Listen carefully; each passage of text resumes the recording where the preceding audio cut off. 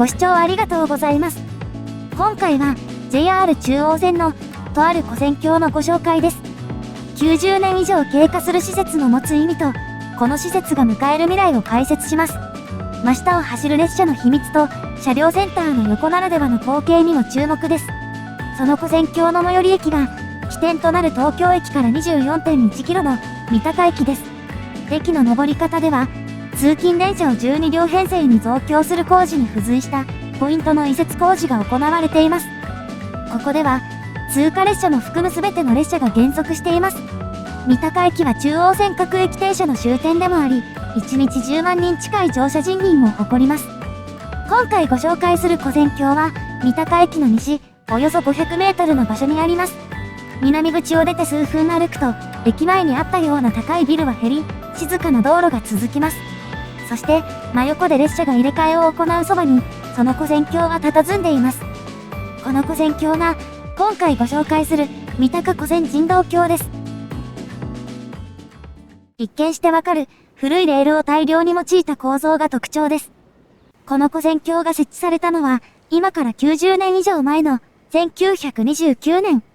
三鷹駅の西側にある三鷹車両センターの前身、中野電車庫三鷹派出所が設置された際、南北の往来を確保するために設けられました。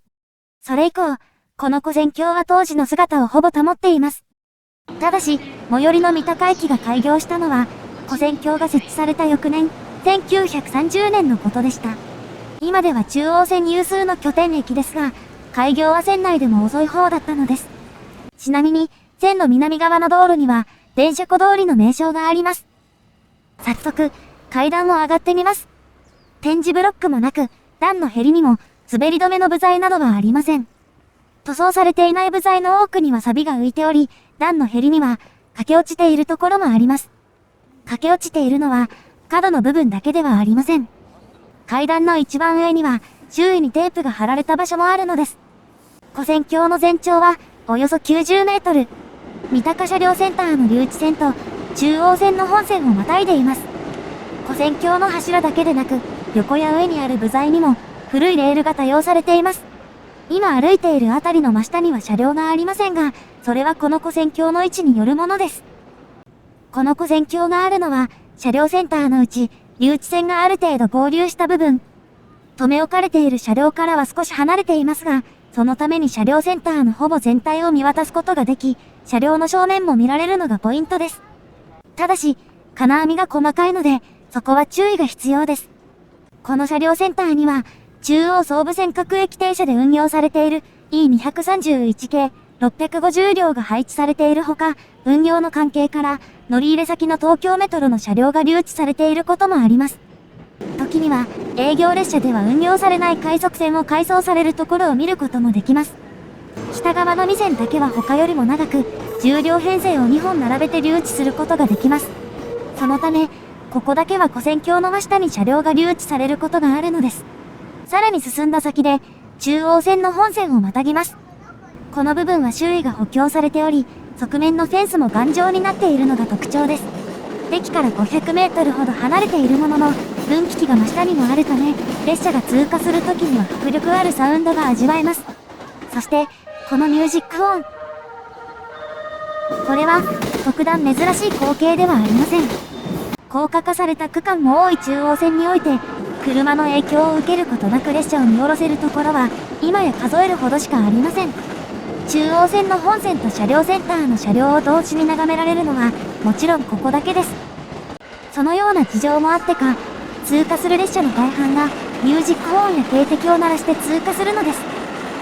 中央線の本線に目が行きがちですが、そこは車両基地の横。それ以外の見どころも見ていきましょう。西に向かって左側の2線は、車両の洗浄線です。E231 系が手洗いされているところを眺めることもできます。今洗っているのは、車両の下の部分。上の方を洗うときは、横にある台座を引き出し、その上に乗って洗うのです。場所に合わせて器具を変えながら、丁寧に洗い上げていきます。中央奥には、車両の検査や修繕を行う建物もあります。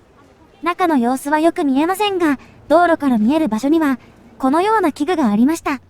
車両センターという名称ではありますが、それ以外でも重要な施設であることが伺えます。そういえば、この種の施設には付き物の洗浄機がありませんでしたが、それは古戦橋の東側、300メートル近く離れた場所にあるのです。すぐ右手、線路の南側には道路がありますが、水しぶきを防ぐための壁があるので、道路からは見えない場所です。古戦橋からも遠く、ズームなしでは見られない地味な場所ですが、車両センターの一翼を担う設備です。もう少し歩いて、古戦橋の北端まで来ました。南側と違い、地上に降りる前に道路をまたぎます。北側は道路の上のあたりから先が塗装されています。また、フェンスの金網の形状など、細かな相違点が見られます。ただ、橋の方が老朽化しているのはこちら側も同じ。設置から90年余りが経過し、随所に疲れが見えています。そして、現在では周辺の人々で賑わうこの古戦橋は、かつてあの人が足を運んでいたことでも知られています。その人というのが、昭和を代表する文豪の一人、太宰治です。太宰は、1939年に三鷹に移り住み、48年に亡くなるまでのおよそ10年間、ここ、三鷹に家を構えていました。彼の代表作の多くが、三鷹に住んでいる間に発表されたのです。もちろん、当時も高い建物などはなく、古戦橋に友人を案内することもあったそうです。この古戦橋が当時の姿をおおむね留めていることもあり、太宰治ゆかりの場所として知られています。太宰治という人物、そして三鷹という町は、後ほど解説するこの古戦橋の未来に大きく関わってきます。この古戦橋は、現在では中央線の本線と車両センターの留置線をまたいでいるのみですが、かつてはこの下にもう一つの線路があったのです。その痕跡は、ここから西側に読み取ることができます。線路から離れていくように、木々が伸びているのがわかります。これは、かつて三鷹駅から伸びていた支線、武蔵野競技場線の跡なのです。この路線は、三鷹駅からおよそ 1.6 キロ離れたところに建設された野球場とを結ぶため、1951年に開業した路線です。ところが、球場の設備やアクセスの悪さのために集客に苦戦し、球場は1年足らずしか活用されず、開場5年後の1956年には、あえなく解体されてしまいます。この路線も、実質的には1年程度しか列車が運行されていなかったとも言われています。駅間の跡地の多くは遊歩道となっており、玉川上水との交差点には、かつては橋台が残っていました。現在では橋が架けられ、橋台の跡はほとんど見えなくなっています。この線路の西側には、西隣の武蔵境駅から分岐する別の路線もありました。こちらは、駅の北側にある浄水場までを結ぶ路線で、1921年に敷設され、1967年まで残されていました。戦前は球場のあったあたりが軍事工場になっており、これらの路線が途中で繋がっていた期間もあったのです。このように、この古戦橋よりも早くに姿を消した施設もある一方で、この古戦橋は90年以上にわたって当初の姿をほぼ保っています。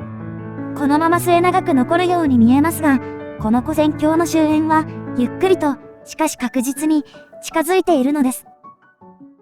その理由は、これまでの映像にも見て取れる、この古戦橋の姿にあります。この古戦橋、部材の錆びつきや駆け落ちだけでなく、鉄筋が露出しているところも見受けられます。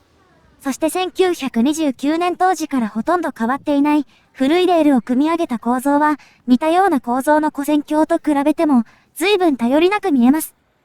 そう。この古戦橋は現在の耐震基準を満たしていないのです。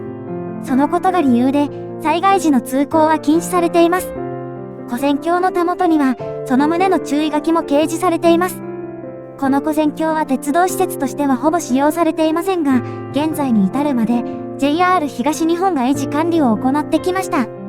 ところが、そこには巨額の費用がかかります。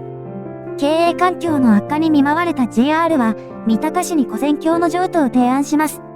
ただし、維持費だけでも年間3000万円以上、耐震改修費用は数十億円に上るとも試算されていたそうです。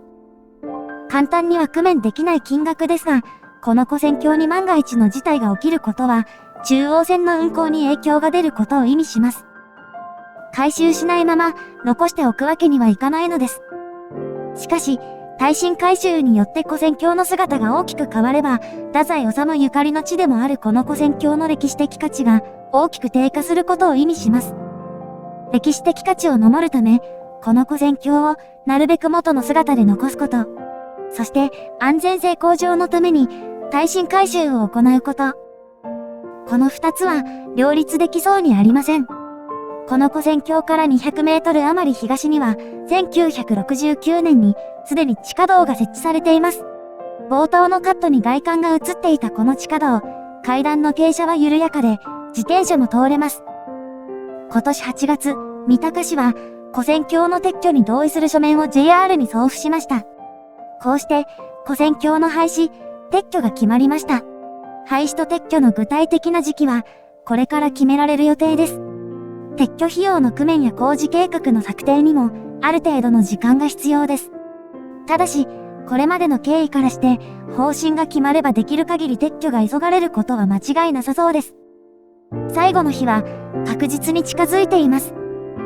この古線橋が最後の一日まで安全な往来を支え続けること、そして人々に愛されることを願っています。ご視聴ありがとうございました。